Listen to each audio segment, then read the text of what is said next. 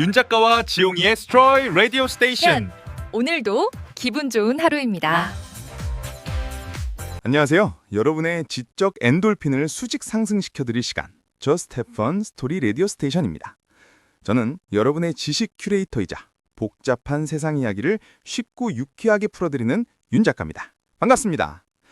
자, 여러분들은 지난 1편과 2편 재미있게 들으셨나요?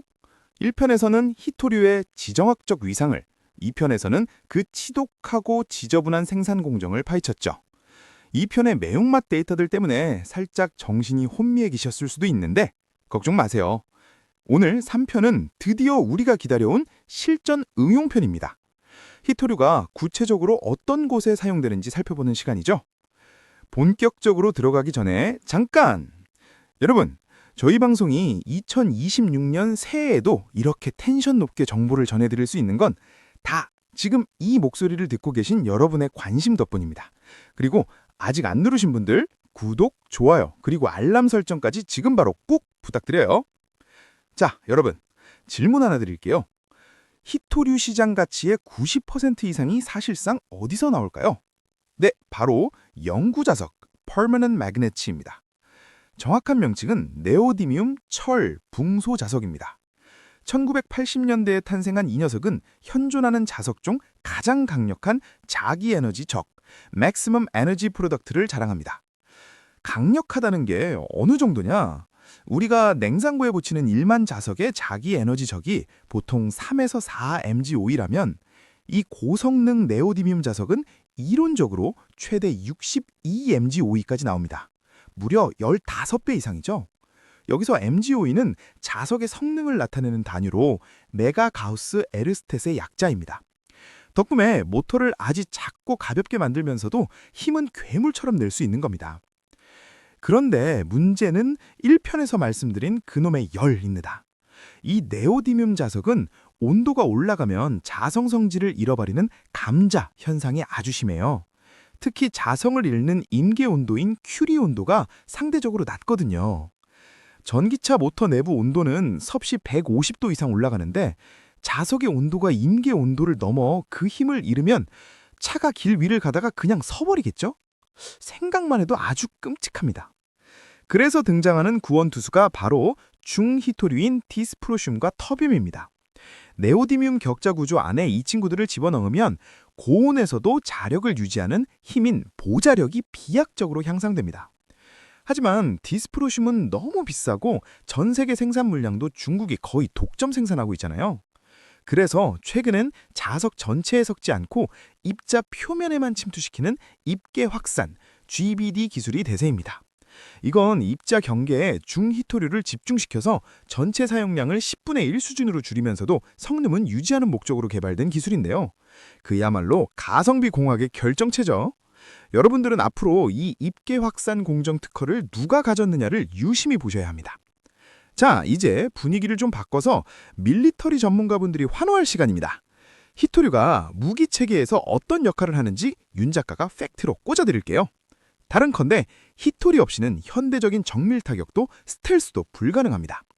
대표적인 사례가 바로 F-35 라이트닝 II 스텔스 전투기입니다. F-35 환대에 들어가는 히토류가 무려 417kg입니다. 어디에 그렇게 많이 쓰이냐고요? 가장 핵심은 비행 제어 시스템의 액추에이터입니다. 스텔스기는 그 특유의 형상 때문에 항공 역학상 비행이 불안정한데 이걸 컴퓨터가 초당 수백 번씩 날개를 미세하게 조정해서 잡아주거든요. 여기에 엄청난 출력의 고성능 자석이 필요합니다. 특히 엔진 근처 고온 환경에는 열에 약한 네오디뮴보다 열에 더 강한 사마륨 코발트 자석이 필수죠. 해군력의 상징인 버지니아급 핵잠수함은 더 어마어마합니다. 한 척당 무려 4.1톤의 히토류가 들어갑니다. 여러분은 잠수함의 귀 역할을 하는 소나 시스템은 들어보셨을 겁니다. 여기에 쓰이는 터페놀 D라는 특수 물질이 있습니다. 이 물질이 장명 이유가 재미있는데요. 터페놀, 터뷴, 철, 그리고 과거 미국 해군연구소 Naval Ordnance Laboratory의 이름을 딴 합금입니다. 이 물질은 주변에 자기장을 걸면 모양이 변하는 자기 왜곡 특성이 세계 최고입니다. 자기 왜곡 특성은 자기장에 따라 물질이 팽창 수축하는 특성을 뜻하는데요. 터페놀 D와 같은 자기 왜곡 특성이 큰 물질 주변에 코일을 두르고 전기를 흘려보내면 터페놀 D는 강력한 자기장 안에서 초당 수천 번 이상 팽창과 수축을 반복합니다. 이런 물리적 진동이 잠수함에서는 음파 에너지, 즉 음파로 변환돼서 방사되는 거고요. 그리고 역자기 왜곡 효과라는 것도 있어요. 이건 외부에서 들어오는 미세한 음파 신호가 주변에 자기장이 걸려있는 터페놀 D에 닿으면 역시 팽창 수축을 일으켜요. 이런 팽창 수축이 물질 내부의 자속 밀도를 변환시켜서 주변을 감고 있는 코일의 전자기 변화를 일으키는 겁니다. 이런 현상을 통해서 적잠수함엔 미세한 소리로 감지하게 되고 심지어는 어뢰까지도 이런 장치를 통해 유도합니다. 즉, 터페놀 D는 전기 에너지를 소리 에너지로 바꾸는 효율이 엄청난 물질이고 적잠수함을 탐지하거나 어뢰를 유도할 때 이거 없으면 장님이나 다름없습니다. 몇 가지 예들을 좀 들어볼까요? 대표적인 히토류 물질이 이트리움이에요. 이트리움은 초고온 환경에서도 물질적 안정성이 뛰어나서 제트 엔진이나 미사일 추진제 관련 부품들에도 많이 쓰이기도 하고요. 특히 이트리움이 가진 특징 중에서 특정 주파수의 마이크로파만 통과시키거나 차단하는 특성이 있어요. 이런 특성을 활용해서 만든 YIG, 이트리움 철 가넷이라는 물질은 적의 전파 방해 속에서도 아군의 신호를 정확히 걸러내거나 아주 미세한 스텔스기의 반사파를 증폭해서 탐지하는 초정밀 레이더 필터와 주파수 상승기에 사용됩니다. 또 다른 흥미로운 이트리움의 쓰임은 엔디아그, 네오디뮴 도핑 이트리움 알루미늄 가넷이라는 것이 있습니다. 이트리움 알루미늄 가넷이라는 물질에 네오디뮴을 첨가해서 매질로 사용하면 아주 강력한 레이저를 만들어낼 수 있습니다. 이 고체 레이저가 드론이나 미사일을 직격해서 격추시키는 레이저 여격 시스템의 고체 매질로 주목받고 있어요. 이 외에도 히토류는 고유한 특성들 덕분에 소형화, 가병화, 정밀화를 필요로 하는 국방 분야에 많이 사용돼요. 구체적으로 합금의 내열 성능을 높이는 난타늄, 특유의 발광 특성 덕분에 야관 투시경의 황공체나 특수 디스플레이 등에 쓰이는 유로듐이 있고요. 자기장에 반응하고 흡수하는 특성이 커서 우리 생활에서는 MRI, 국방 분야에서는 전자기파를 흡수하는 스텔스 도료로 많이 쓰이는 가돌리늄 등이 있습니다. 히토류가 이렇게 국방 분야에서 워낙 광범위하고 많이 쓰이다 보니까 히토류 생산 국가들 간은 안보적 목적으로 수출과 수입을 정말 엄격히 통제를 하겠죠. 그럼에도 불구하고 공급망 취약성이 종종 나타나기도 합니다. 대표적인 사례가 2022년 9월 F-35에 쓰인 자석 하나가 중국산이라서 미국 국방부가 뒤늦게 인도를 중단했던 사건이에요. 공급망 안보 문제는 우리 실생활과 밀접한 전기차 시장에도 있습니다. 2026년 현재 가장 핫한 이슈는 테슬라의 Rare Earth Free 선언입니다. 근데 테슬라는 왜 이런 무모해 보이는 도전을 할까요? 역시 정답은 공급망 공포 때문입니다. 현재 대부분의 전기차는 영구자석 단기 모터를 씁니다. 구동 효율이 96%나 돼요. 그런데 히토류 공급이 끊어지면 차를 못 만들잖아요.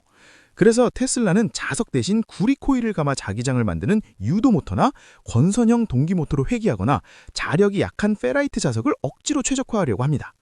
하지만 전문가들은 냉정하게 말합니다.